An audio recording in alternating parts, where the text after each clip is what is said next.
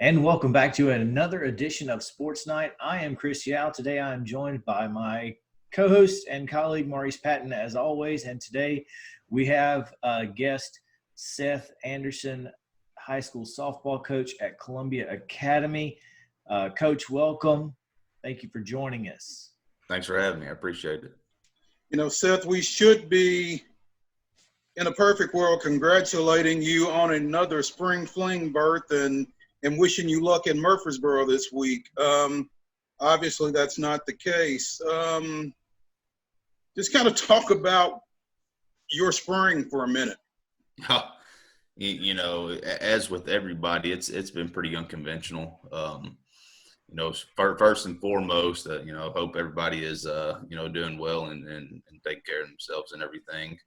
But when you kind of separate it and look at it just from a high school sports standpoint, I mean, it's tough to do taking the big picture out of it. But when you isolate it in just a high school sports standpoint, particularly for softball, it was definitely a tough spring. We as a team got off to a pretty good start. Coming off of a successful year last year, we kind of felt like things were kind of falling into place for another deep run this year. And once that season started, that first week, talking to other coaches, we kind of heard, grumblings and rumors of, how long this is going to last and, how many games are we going to get in. And so we started kind of preparing the girls a little bit for, hey, we got to kind of make sure that we take advantage of every opportunity. But in saying that, you never really expected, I'm just in the back of your mind, but you never expected for spring sports to come to a halt like that. And it was tough, man. It was tough. It was tough for the girls because, that you work all year kind of leading up to this season, to these 7-8 weeks. And then to have it kind of cut short, that was tough to handle. Yeah, you were really proactive that 1 week. You guys were scheduled to play in a tournament over here in Franklin that weekend. That tournament got canceled. You were able to replace like 3 of the games that you'd have gotten, including a Friday night game against Columbia Central that, both you and Shelby Tietkins, CAA alumnus Shelby Virtual Tietkins,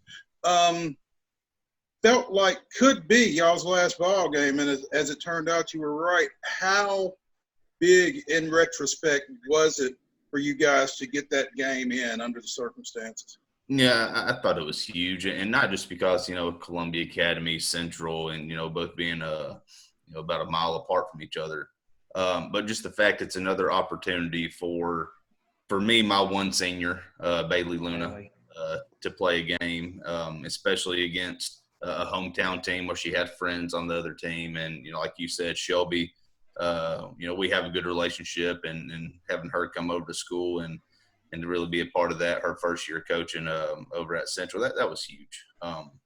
Really enjoyed that. And, we talked that night about it possibly being our last game. And, like I said a minute ago, it was always in the back of your head, but I didn't really think it was reality until that weekend when everything just kind of unraveled so quickly that Saturday, Sunday. Once again, joined by CA head softball coach Seth Anderson. Coach, you talk about having the one senior, Bailey Luna. Talk about her and I guess, what it means to you to have been able to be coaching her, but also just her senior year being cut short and what that means for you and, and how that affects your team. Yeah, Bailey, she was a 4-year starter for us. Ever since she was a freshman, she started in the outfield for us. She was consistently putting pressure on defenses at the plate. She's a slapper, got really good speed.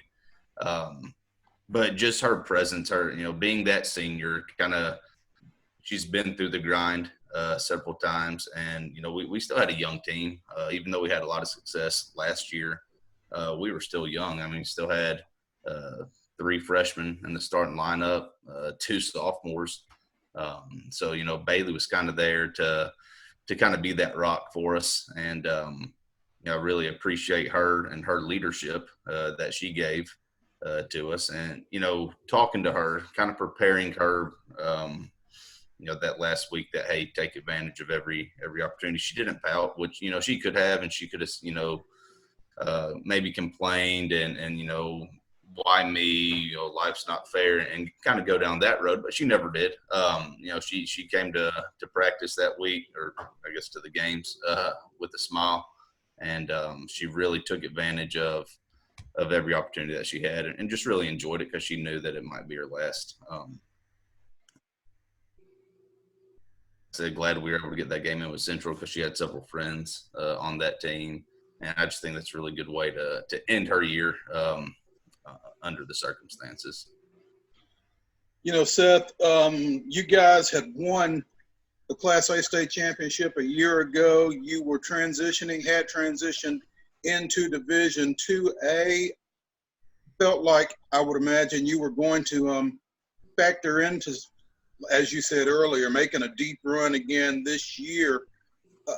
But you never actually played a D2 opponent, I don't guess, did you? We played Zion. We played Zion, who's in our region. They're the only Division II opponent that we played. Going through that 1 week that we played games, we started off with Summit, and we played Summit, which are a 3A. We played Zion, Riverdale, and Central. Those were the four teams that we were able to play, and you never want to say it wasn't a given. I mean, obviously anything could happen. You look back at our run last year, and a couple hits or ground balls bounce a different way, and who knows what happens. But we felt like that we had as good a shot as anybody to make a deep run at Spring Fling. Not saying it was a lock, because like I said, when dealing with teenage girls, nothing is ever a lock. But we really liked our chances if we could continue to gel and keep working every day. We thought we had, like I said, as good a shot as anybody. Does that make this situation particularly disappointing? Talking to Richie, who's obviously been there, and Marty and other coaches there at school, it does. It adds a little more, I don't want to say salt to the wound or anything like that, but knowing that the opportunity that we had in front of us, it makes it hurt just a little bit more, for sure. But even if we didn't have that opportunity, it'd still be rough, breaking into those girls and everything. Good thing is you're still the defending Class A state champs. Yeah, I guess you can look at it like that. I had a couple of team moms who kind of sent me text messages like that the week after, and just said, we've still won 26 straight. So I said, well, I guess you're right. Coach, I mentioned this quite a bit because it's one of the most important things that I've heard someone say. Summit Athletics Director Chad Kirby, he told us that every time you tell these kids play like it's your last day, or it's the last game you ever play, it holds a lot more weight going forward. And do you think that, especially with the young kids that you have, that could affect their training and their focus throughout the next couple years?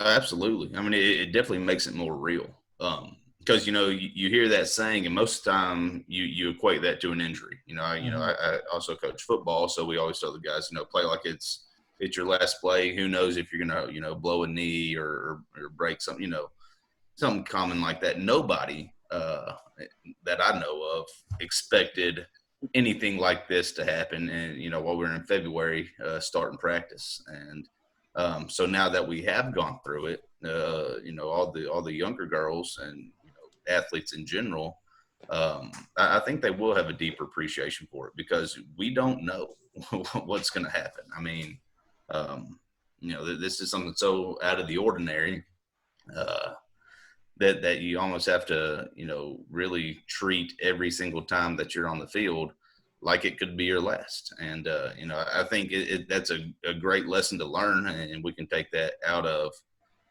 athletes and put it into your general life. Do everything to the best of your ability, no matter what. If you're going to do something, do it 100%, because you don't know what's going to happen next. And it sounds cliche, it really does, but like you said, I think that's a great point that the AD at Summit made. You mentioned that you coach football as well. You're defensive coordinator. Football has been pretty adversely affected by this whole situation as well, I guess, even though it's been out of season. You guys should have had spring practice. How has y'all's rhythm been impacted by all this? Oh yeah, and it's changed big time. You mentioned me being the defensive coordinator. Actually, this year I'm transitioning to the offensive side of the ball. So now I'm going to be the OC this year. Coach Davidson's going to be the defensive coordinator, and Coach Lansdale, he's going to kind of take that administrative role and kind of oversee both. But speaking to that point though, making that transition going into this fall. We had a lot to kind of, catch up on, because we're not changing everything completely offensively or defensively, but we're definitely tweaking things, and we need to get together, and spring practice really would have helped us out. And obviously we weren't able to do that, but through Zoom, we were able to use our spring practice dates and have Zoom conferences with the players and kind of get all the book work, schematic stuff in, so kind of get them caught up that way. And then when Coach Johnson, the strength coach, could kind of give them a daily regimen on what they need to be doing, conditioning-wise, lifting-wise, if they can, which that's another thing that's tough. Gyms have been closed for weeks now, and they finally opened back up, I think last week. But how are kids working at home? You see things on social media about taking cinder blocks and using those as weights, and kids have gotten really creative. So I kind of commend them for that. But like last week, we kind of wrapped up our 2 weeks of spring practice on Zoom. So we feel like that we kind of got ahead of the curve by doing that, and now our plan is, as a school, to bring back the students on June 1st. Of course, with numbers limitations, and obviously we spaced out, but hopefully we can get back and see each other in person and work out and start conditioning and things like that on June 1st. How familiar were you with Zoom before this? I'd never heard of it. Yes, right before we had spring break as a school there towards the end of March. I can't remember the exact date. But over spring break, Mr. Bennett, our principal, said, look, we're going to come back from spring break for the next 2 or 3 weeks, and we'll be conducting classes through Zoom. And of course, half of us, had never heard of what Zoom was. So we had an in-service on a Monday. We got back from spring break. It's Monday the 6th, April 6th, and kind of learned how to do it. And I'm very basic at it. I can turn it on and make sure the camera's pointed at me. All my kids, that's the crazy thing. All the kids, though, they're doing all these things. They're changing their backgrounds, and they have all these little tricks that they can do on Zoom. But it's been a lifesaver. It's not normal, obviously. Teaching a class online is not what I'm used to. But I feel like that it was, very beneficial for the last, month of school, just to have contact with the kids, for anything else, just for me to see them and interact with them. Well, again, Coach Seth Anderson from Columbia Academy, you are getting ready, like you said, to end the school year, and Spring Fling is not happening. Your softball season was canceled, but you still have a lot of young girls. You got a chance to compete again next year, and how exactly are you looking forward to that and getting back to kind of a normal situation? Yeah, well, and that's the thing is just trying to get back to normal. And who knows what normal will be and when that'll happen. I'm not going to pretend to say I know. Hopefully, I can hope that next spring will be as close to normal as possible. And if it is, I feel like we'll have just as good a shot as anybody again. Losing Bailey, she like I said, she was a staple in our outfield. But we bring back quite a bit. Next year we'll have 3 seniors next year in Carly Harakis, Abigail Atkins, and Journey Mitchell. And then we'll have a very talented junior class with Carly Quillen, Lainey Turner. And then we have our sophomores who, started since they were 8th graders, and Kennedy and Tori and Chloe. And then we'll have a couple youngins coming up from that middle school team that are pretty impressive. We got a couple to keep our eyes on there. So it's going to be fun. Hopefully we'll get an opportunity to, like I said, get back to a normal season. But who knows? There's a lot that could happen between now and then. Absolutely. It does not sound like the CA Bulldog softball team is going to be taking a dive off a cliff anytime soon. So congratulations for that. You've built quite a program over there. Well, these girls, a lot of them play together in the summer. You look, Tori, Avery, Chloe, and Quillen, they're all on one team in the summer, coached by Greg Carter, who used to be the coach over at CA. Back when his daughter Caitlin played in 14. She graduated in 14. So I think for them, the ability to play together all summer long really helps keep that bond with those 4. And then we got a couple others who also play on the same teams. And so, I can't take all the credit for that. It's definitely these girls and the drive that they have to play throughout the year and to keep working on their craft. That's who the credit goes to. I just kind of make sure we don't wreck, just keep the bus on the road, and that's all I got to do. Something to be said for that. Well, absolutely. Well, thanks once again, Coach, for joining us. We appreciate it here on Sports Night. We look forward to talking to you again. Hopefully this fall we will get to hang out on the sidelines and have a chat there. Absolutely. I appreciate y'all having me. Hey, thanks, Seth. Hey, thank y'all.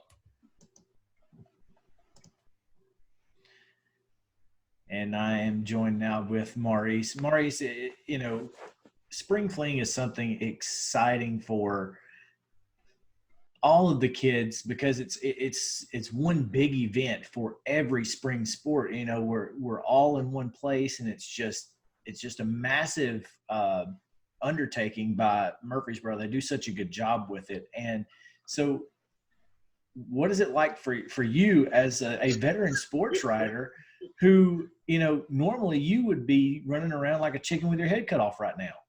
Would have been running around like a chicken with my head cut off for about 2 weeks leading up to this, actually. So it's definitely been different. But, the whole postseason gets crazy. As you said, you're talking about all the spring sports. So you're talking about tennis, boys and girls tennis, boys soccer, boys and girls track and field, softball and baseball. So, I mean, it's a madhouse, especially when you get down to this final week of Spring Fling over in Murfreesboro, trying to get from point A to point B and all of that. But,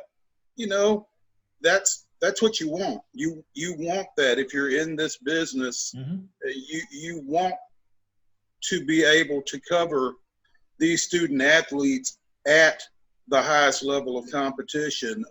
Had the opportunity 2 years ago to cover Columbia Academy's baseball state championship run. Last year, CA softball. We also had Bubba Johnson from Spring Hill. They competed in the discus and in the shot put at the Class AAA track and field meet. Number of folks involved in everything at Spring Fling. Was looking forward to that again this time around. I got to see Indy and Summit baseball. They made runs to what would be the quarterfinals. The way it's set up is weird for me because with the 2 14 brackets is really odd. But yeah. But I mean, that's the only way really for baseball to really get it in a timely fashion. I think if you did an 18 double elimination bracket for baseball, it might get a little bit unwieldy. So, it's a little wild. different. Yeah, definitely. But it's a lot of fun. And if you've not been out to Murfreesboro during Spring Fling, even if you don't have, a rooting interest, it's worth just getting out there and seeing the excitement, especially in – I'm a big softball fan. But those softball tournaments, they tend to be really just energetic and exciting. Mm-hmm. And people are, because there's 4 games going on at the same time. So somebody's cheering somewhere. Oh, no doubt. No doubt. It's an experience. If you've not been, you definitely need to get over that way. Absolutely. Well, once again, this is the second edition of the Sports Night podcast video, and we appreciate you guys hanging out with us. And once again, Coach Seth Anderson from Columbia Academy for joining us. And Maurice, we will reconvene probably tomorrow. I think on Tuesday we have an interview with a Murray County native. And now, we'll hold on to that one for right now. Oh, okay. Well, yeah, let's keep them in suspense. So we are really excited about that. So we will let you guys know when that's coming out. We're going to we'll have this up, and we appreciate you guys listening. Like I said, we're excited about Sports Night. Make sure that you get to sportsnighttn.com. That's sportsnighttn.com for all the latest news. You can subscribe there to our free newsletter. So if you want to get the latest news coming straight to your inbox at no cost to you whatsoever, you can do that on the front page of sportsnighttn.com for now. So again, I appreciate you guys being here, and Maurice, we'll holler at you later. Sounds good.